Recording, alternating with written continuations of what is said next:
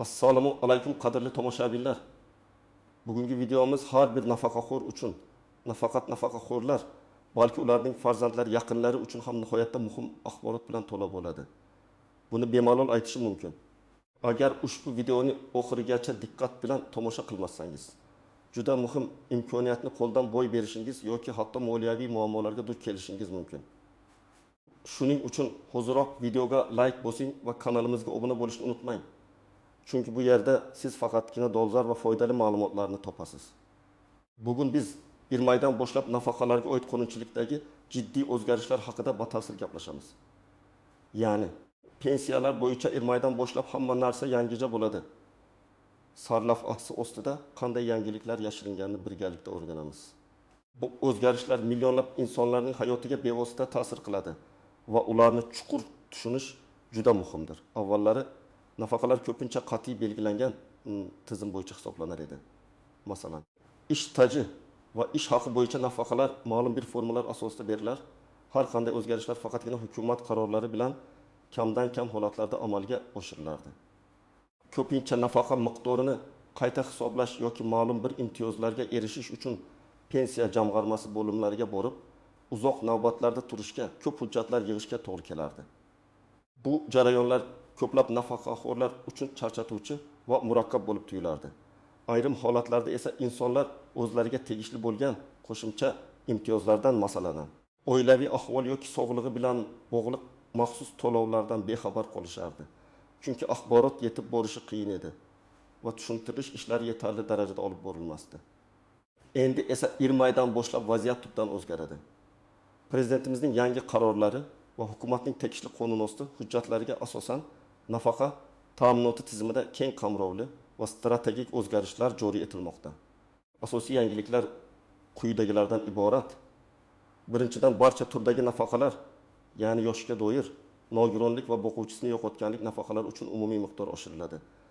Bu nafaqat inflyatsiyani qoplash, balki nafaqaxo'rlarning turmush darajasini sezilarli darajada yaxshilashga qaratilgan amaliy choradir. Ikkinchidan, ayrim ijtimoiy himoyaga muhtoj bo'lgan guruhlar uchun maxsus qo'shimcha to'lovlar joriy etiladi. Bu o'zgarish nafaqa tizimini yanada adolatli va manzilli qilishni maqsad qilgan. Uchinchidan, nafaqa to'lovlarini rasmiylashtirish va ularga murojaat qilish jarayoni sezilarli darajada soddalashtiriladi, raqamlashtiriladi. Endi bir qancha masalalarni onlayn hal qilish imkoniyati yaratiladi.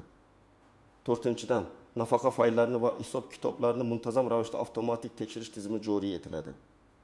Bu esa xatoliklarning oldini oladi va hisoblashning aniqligini ta'minlaydi. Keling, endi ushbu o'zgarishlarning har birini chuqur tahlil qilib chiqaylik, kimga qanday ta'sir qilishini aniq misollar bilan ko'rib chiqamiz. Bu videoning eng muhim qismi aynan shu yerda boshlanadi. Birinchi misol. 65 yoshli Dilfuza opa yoshiga doir nafaqa olardi.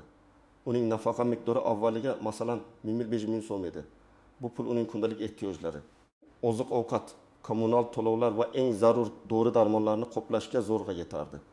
Har oy oxirida uning biroz xavotirlanishi, keyingi oy qanday kun kechiraman degan o'ylar unga tinchlik bermasdi. U bolalarining yordamiga tayanar, lekin har doim ham ularni qiynashni istamasdi. Endi esa yangi qonunlarga ko'ra Dilfuza opaning nafaqasi 2 qismdan iborat bo'ladi. Birinchidan, barcha nafaqalar uchun umumiy bo'lgan 12% oshish. Bu shuni anglatadiki, 1500 ming so'mga 12% qo'shilsa, uning nafaqasi 1,680 ming so'mga yetadi. Ikkinchidan, nafaqalarning bazaviy qismiga qo'shimcha to'lov joriy etiladi. Misol uchun, bu qo'shimcha to'lov nafaqaning minimal miqdoridan past bo'lmasligi kafolatlanadi. Faraz qilaylik, bazaviy qo'shimcha 7,5 ming so'mni tashkil qildi. Demak, Dilfuza opaning umumiy nafaqa miqdori endi 1,680 ming so'mga 1,5 ming so'm qo'shilib 1,730 ming so'mga yetadi. Bu Dilfuza opa uchun har oyda qo'shimcha 30 ming so'm deganidir. Bu pullar unga nafaqat asosiy ehtiyojlarni qoplashga yordam beradi, balki ba'zan o'ziga biror kichik sovg'a olishga, nabiralariga shirinliklar sotib olishga yoki dori-darmonlarning yaxshiroq variantlarini tanlashga imkon yaratadi. Bu esa uning kundalik hayotiga, kayfiyatiga ijobiy ta'sir ko'rsatadi va ruhiy xotirjamligini ta'minlaydi. Bu o'zgarishlar hukumatning nafaqaxo'rlarni ijtimoiy himoya qilishga bo'lgan kuchli e'tiborini ko'rsatadi. Ikkinchi misol. Nogironlik nafaqasi oluvchi ko'rdim 5 yoshli Alisher aka. U birinchi guruh nogiron bo'lib, avvalgi nafaqasi. Deylik 1200 ming so'm edi. Har yili tibbiy ko'rikdan o'tib, nogironlik guruhini tasdiqlash uchun shifoxonalarga borish, hujjatlar yig'ish uning uchun jiddiy qiyinchilik tug'dirardi. Bu jarayon nafaqat jismoniy, balki ruhiy jihatdan ham og'ir edi. Yangi tizimga ko'ra Alisher akaning nogironlik nafaqasi uchun umumiy oshirish miqdori 15% ni tashkil etadi. Bu yoshga doir nafaqalardan biroz yuqoriroqdir. Chunki nogironlik nafaqasiga muhtojlik darajasi yuqori hisoblanadi. Demak, 1 million 200 ming so'mga 15% qo'shilsa, bu 1 million 380 ming so'm bo'ladi. Bundan tashqari, nogironligi bo'lgan shaxslar uchun, ayniqsa birinchi va ikkinchi guruh nogironlari uchun tibbiy reabilitatsiya va maxsus uskunalar xarid qilish uchun yangi bir to'lov turi joriy etiladi. Faraz qilaylik, bu to'lov har oyda 2 million ming so'm miqdorida beriladi. Demak, Alisher akaning umumiy nafaqasi endi 1 million 36 ming so'mga 270 ming so'm qo'shilib 1 million 600 ming so'mni tashkil etadi. Bu unga har oyda qo'shimcha 400 ming so'm beradi. Bu qo'shimcha mablag'lar unga doimiy dori-darmonlar, nogironlik aravachasi yoki eshitish moslamasi kabi maxsus vositalarni sotib olishga, hatto reabilitatsiya kurslariga borishga imkon beradi. Eng muhimi, endi birinchi guruh nogironligi bo'lgan shaxslar uchun har yili tibbiy ko'rikdan o'tish tartibi soddalashtiriladi va ba'zi holatlarda, masalan, surunkali kasalliklar yoki qaytmas nogironlik holatlarida bu muddat 3 yilda bir marotabaga uzaytirilishi yoki umuman avtomatik tarzda amalga oshirilishi mumkin. Bu esa Alisher akaning og'irini sezilarli darajada yengillashtiradi. Unga va uning oilasiga tinchlik bag'ishlaydi. 3-misol. Bo'g'uvchisini yo'qotganlik nafaqasi oluvchi Gulnora opa 2 nafar voyaga yetmagan farzandi bilan yashaydi. Uning eri vafot etganidan keyin u bolalari bilan qiyin ahvolga tushib qolgan edi. Avvalgi nafaqasi, masalan, har bir bola uchun 700 ming so'mdan jami 1 400 ming so'm edi. Bu mablag' 3 kishilik oilaning ehtiyojlarini qoplashga, ayniqsa bolalarning maktab xarajatlari, ovqatlari va kiyim-kechaklar uchun yetarli emas edi. U ko'pincha bolalarni yaxshiroq ovqatlantirish, kiyintirish uchun o'z ehtiyojlaridan voz kechardi. Yangi o'zgarishlarga ko'ra boquvchisini yo'qotganlik nafaqalariga umumiy 10% lik oshish joriy etiladi. Demak, 1 400 ming so'mga 10% qo'shilsa, bu 1 530 ming so'm bo'ladi. Bundan tashqari voyaga yetmagan farzandlari bor oilalar uchun yangi bolalar ta'minoti qo'shimchasi joriy etilmoqda. Faraz qilaylik, bu qo'shimcha har bir bola uchun 1,5 million so'mni tashkil etadi. Gulnora opaning 2 farzandi borligini hisobga olsak, bu qo'shimcha 300 million so'mni tashkil qiladi. Demak, uning umumiy nafaqasi endi 1 million 580 ming so'mga 300 million so'm qo'shilib 1 million 880 ming so'mga yetadi. Bu Gulnora opaning har oydagi daromadini 180 ming so'mga oshiradi. Bu qo'shimcha pul unga bolalarning maktabga tayyorgarligi uchun kitoblar, daftar qalamlar sotib olishga, ularni sport to'garaklariga yoki san'at maktablariga berishga, sog'lom ovqatlanishni ta'minlashga yordam beradi. Bolalarining kelajagi uchun sarmoya kiritish imkoniyati paydo bo'ladi. Bu esa Gulnora opaning yelkasidan katta yukni oladi. Bu oilaning ijtimoiy ahvolini sezilarli darajada yaxshilaydi va bolalarning kelajakda to'laqonli shaxs bo'lib voyaga yetishlariga zamin yaratadi. Bu misollar nafaqat nafaqa miqdorining oshishini, balki nafaqaxo'rlarning hayot sifatini yaxshilashga qaratilgan kompleks yondashuvni ko'rsatadi. Endi esa ushbu yangi qoidalarning istisno holatlari, e'tiborga olish lozim bo'lgan jihatlari va noaniq nuanslari haqida gaplashaylik. Chunki har qanday qonunchilikda har doim diqqat qilish kerak bo'lgan kichik detallar bo'ladi. Birinchidan, ishlayotgan nafaqaxo'rlar. Agar siz nafaqa olayotgan bo'lsangiz va shu bilan birga ishlayotgan bo'lsangiz, bu o'zgarishlar sizga qanday ta'sir qiladi? Yangi qonunchilikka ko'ra, nafaqaning umumiy oshishi barcha turdagi nafaqaxo'rlar uchun amal qiladi. Ya'ni siz ishlasangiz ham nafaqa miqdorining belgilangan foizda oshirilgan qismini olasiz. Ammo yuqorida aytib o'tilgan maxsus qo'shimcha to'lovlar, masalan, nogironlik bo'yicha tibbiy vositalar uchun to'lov yoki bolalar ta'minoti qo'shimchasi kabi sizning ish haqingizdan qat'iy nazar berilishi mumkin. Biroq agar sizning daromadingiz ma'lum bir belgilangan miqdordan oshsa, ba'zi maxsus ijtimoiy imtiyozlar sizga tatbiq etilmasligi mumkin. Bu nafaqa tizimining adolat tamoyiliga asoslangan bo'lib, davlat yordamini eng muhtojlarga yo'naltirishni ko'zda tutadi. Shuning uchun ishlayotgan nafaqaxo'rlar o'zlarining ish haqlarini va nafaqa miqdorini hisobga olgan holda pensiya jamg'armasiga murojaat qilishlari va aniq ma'lumot olishlari muhim. Ikkinchidan, boshqa davlatlardan olinadigan nafaqalar. Agar siz O'zbekiston fuqarosi bo'lsangiz, lekin nafaqani boshqa davlatdan, masalan, Rossiya Federatsiyasidan yoki Qozog'istondan olayotgan bo'lsangiz, bu o'zgarishlar sizga bevosita ta'sir qilmaydi. Chunki bu yangiliklar faqatgina O'zbekiston Respublikasi hududidagi nafaqa qonunchiligiga oid. Agar siz O'zbekistondan ham nafaqa olsangiz, u holda faqat O'zbekiston hukumati tomonidan beriladigan nafaqa qismi qayta hisoblanadi. Bu muhim nuansni tushunish kerak. Uchinchidan, muddatidan oldin nafaqaga chiqish. Agar siz yaqin kelajakda muddatidan oldin nafaqaga chiqishni rejalashtirayotgan bo'lsangiz, yangi qoidalar sizga qanday ta'sir qiladi? Muddatidan oldin nafaqaga chiqish shartlarida katta o'zgarishlar kutilmayapti.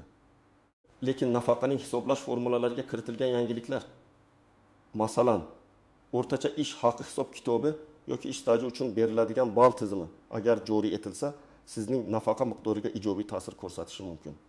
Ya'ni hozirgi kunda ishlayotgan va kelajakda nafaqaga chiqishni rejalashtirayotgan insonlar ham bu o'zgarishlardan manfaatdor bo'lishlari mumkin. Sizning oxirgi ish haqingizning o'rtacha qiymati va ish stajingiz nafaqa miqdorini hisoblashda hal qiluvchi rol o'ynaydi. To'rtinchidan, ehtiyot bo'lish kerak bo'lgan qoidabuzarliklar va tuzoqlar. Birinchisi, firibgarlik holatlari.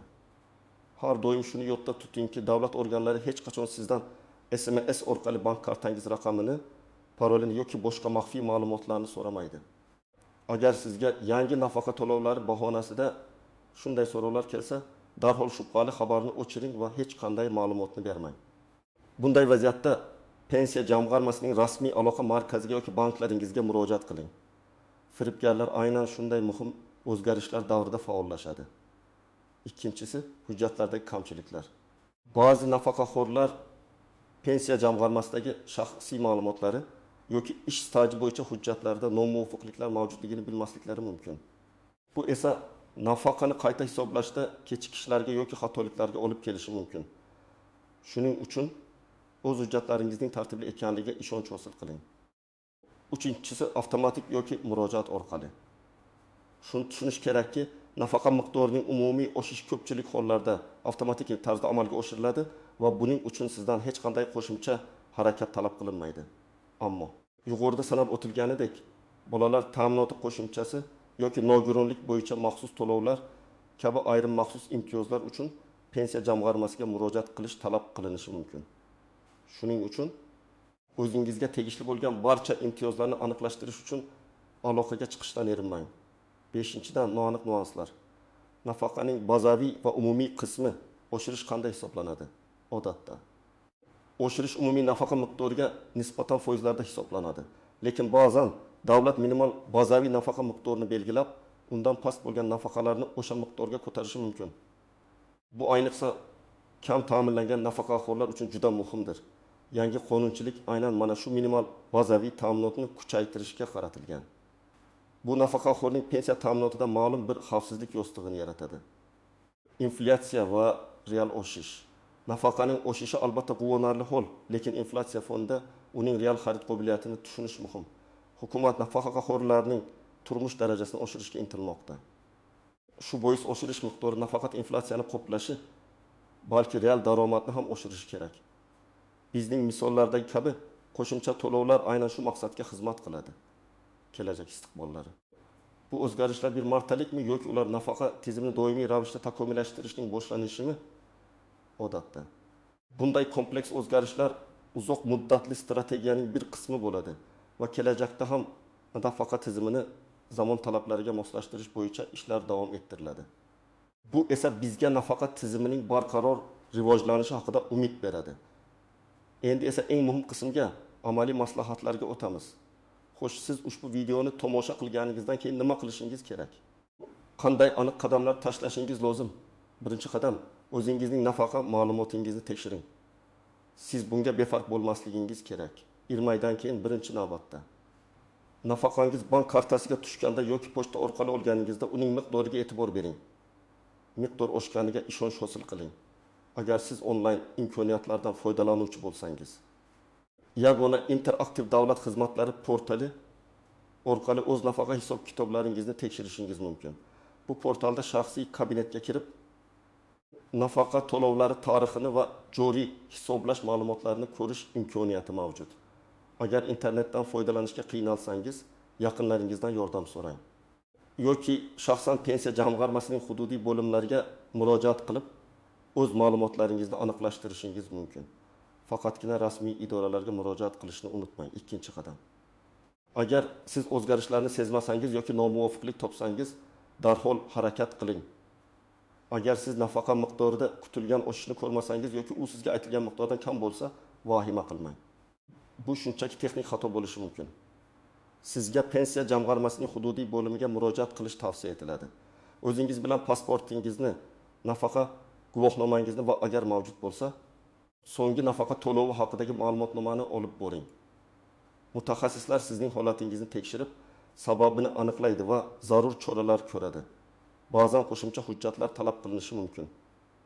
Shuning uchun ularning ro'yxatini oldindan bilib olish maqsadga muvofiqdir. Uchinchi qadam, maxsus imtiyozlar va to'lovlar uchun ariza topshirish. Yuqorida aytib o'tilgandek, ba'zi maxsus qo'shimcha to'lovlar, masalan, bolalar ta'minot qo'shimchasi yoki nogironlik bo'yicha tibbiy vositalar uchun to'lovlar avtomatik tarzda tayinlanmasligi mumkin. Bunday hollarda siz pensiya jamg'armasiga murojaat qilishingiz va tegishli arizani topshirishingiz lozim. Sizga kerak bo'ladigan asosiy hujjatlar quyidagilar bo'lishi mumkin. Pasportingiz, asli va nusxasi, nafaqa guvohnomangiz. Agar bolalar ta'minoti qo'shimchasi uchun bo'lsa, bolalaringizning tug'ilganlik haqidagi guvohnomalari.